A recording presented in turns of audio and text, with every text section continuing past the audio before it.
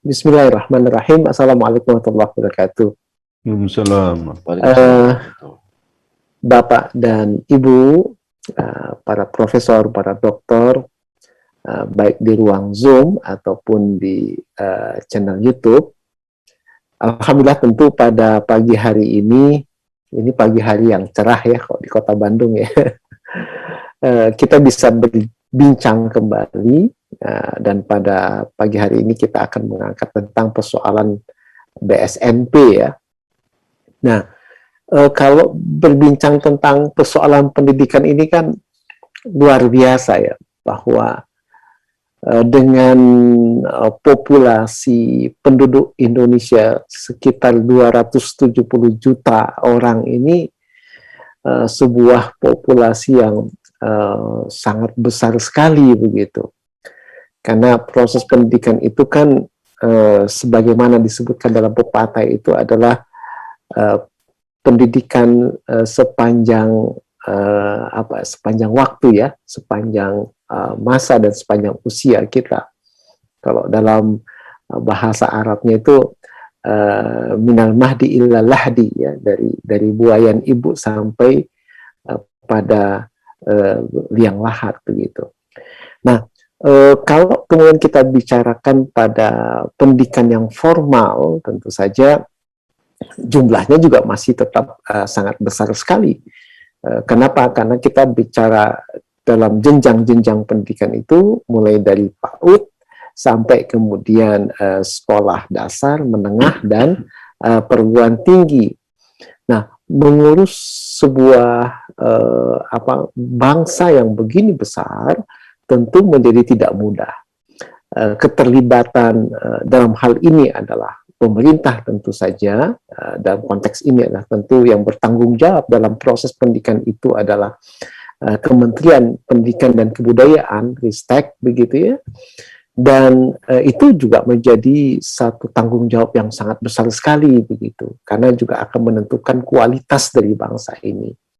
Tapi kita juga melihat fakta bahwa yang menjadi penyelenggara pendidikan bukan hanya negara dalam artian sekolah negeri begitu ya, tetapi juga kita bisa melihat bagaimana partisipasi dari masyarakat kita, berbagai macam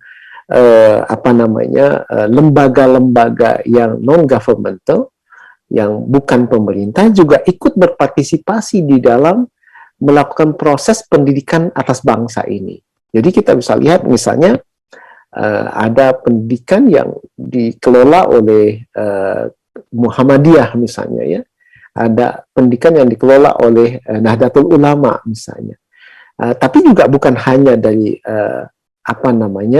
kalangan umat Islam, ada juga dari kalangan umat beragama yang lain, baik Katolik, baik kemudian Protestan ataupun kalangan agama yang lain yang juga mengelola pendidikan mulai dari tingkat yang paling dasar sampai kemudian perguruan tinggi.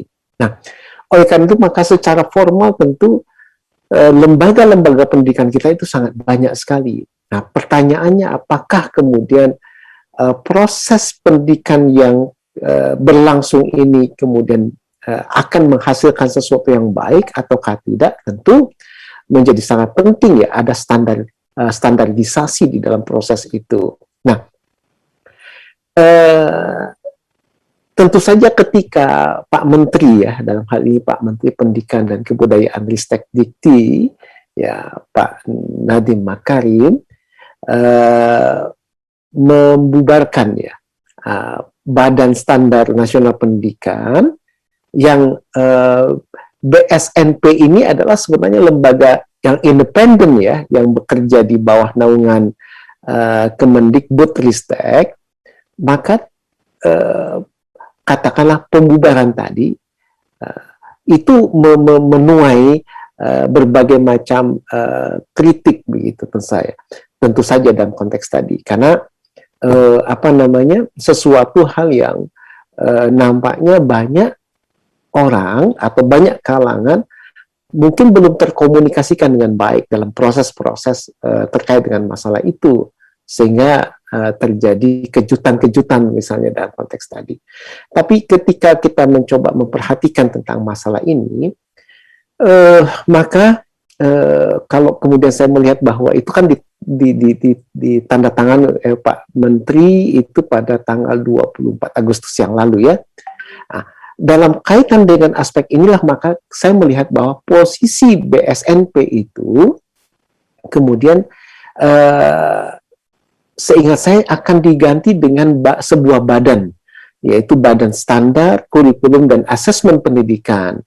Nah, cuma persoalan perbedaannya dengan BSNP itu adalah kalau Badan Standar Kurikulum Asesmen Pendidikan itu dia langsung di bawah dan bertanggung jawab kepada Mendikbudristek begitu. Jadi ada posisi yang berbeda dalam konteks ini. Kalau BSNP itu adalah lembaga yang independen yang memang bekerja di bawah naungan Kemendikbudristek, tetapi independen dia posisinya. Tapi sementara kemudian penggantinya yang baru ini adalah sebuah badan yang memang langsung berada di bawah Pak Menteri. Nah, jadi posisi ini memang berbeda dengan BSNP yang statusnya independen. Nah, oleh karena itulah maka aspek-aspek yang terkait dengan hal ini kemudian disinyalir atau disampaikan oleh banyak kalangan, ini terlalu terburu-buru. Kenapa? Karena akan menimbulkan juga persoalan-persoalan yang baru, termasuk juga persoalan hukum, di mana ada banyak persoalan yang menurut hemat saya juga perlu di-clearkan ya, baik dari sisi regulasinya, baik dari sisi aspek fungsi, termasuk juga aspek-aspek unsur akomodasi ya, terkait dengan masalah itu.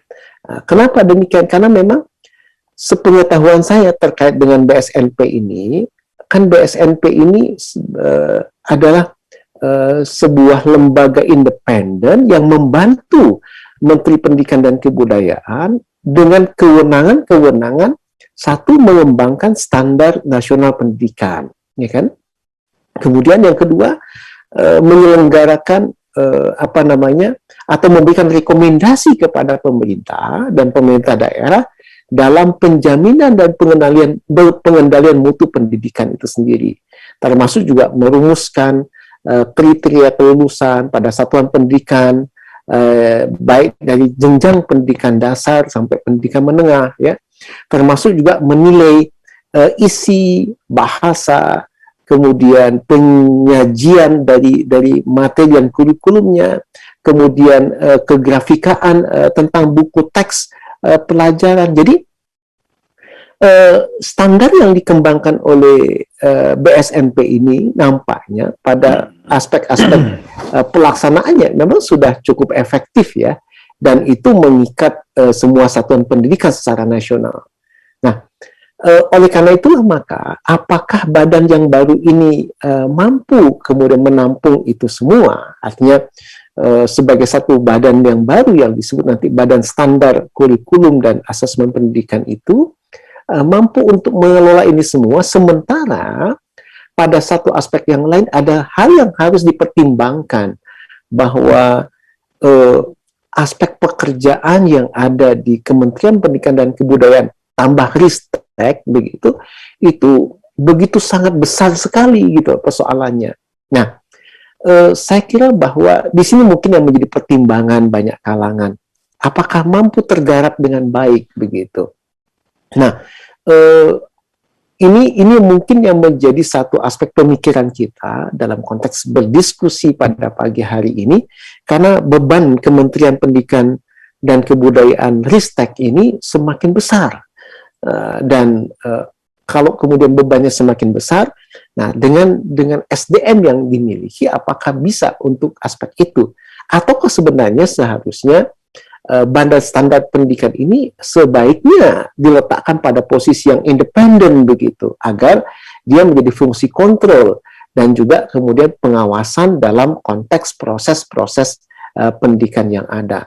Jadi dalam kaitan dengan hal inilah mungkin banyak kalangan yang belum terlalu sepakat ya dengan keputusan pembubaran tersebut tadi. Kenapa? Karena memang ada berbagai persoalan-persoalan yang cukup besar di dalam fungsi-fungsi Badan Standar Nasional Pendidikan tadi.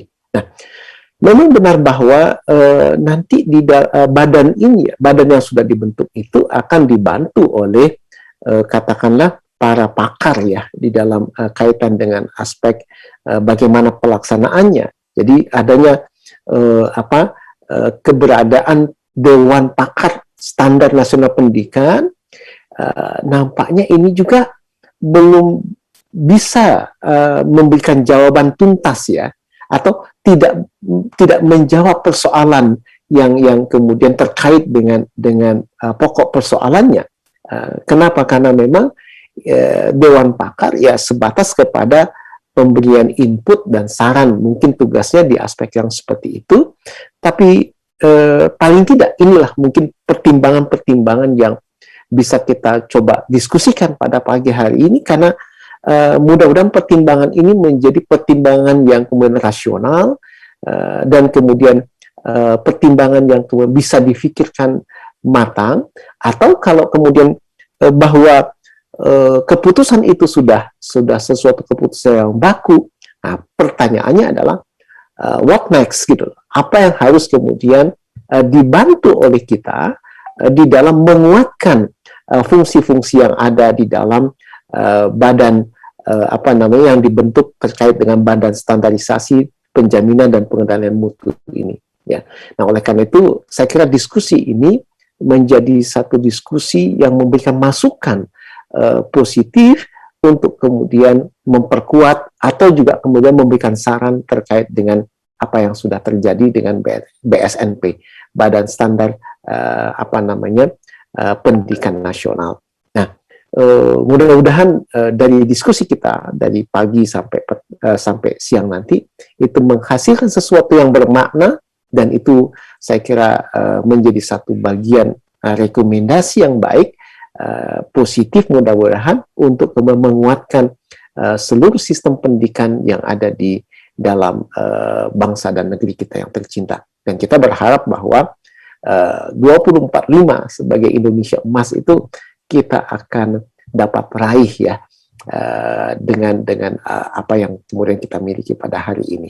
Apakah itu akan tercapai? Wallahu alam. Mari kita berdiskusi, mudah-mudahan diskusi pada pagi hari ini bermakna. Assalamualaikum warahmatullahi wabarakatuh.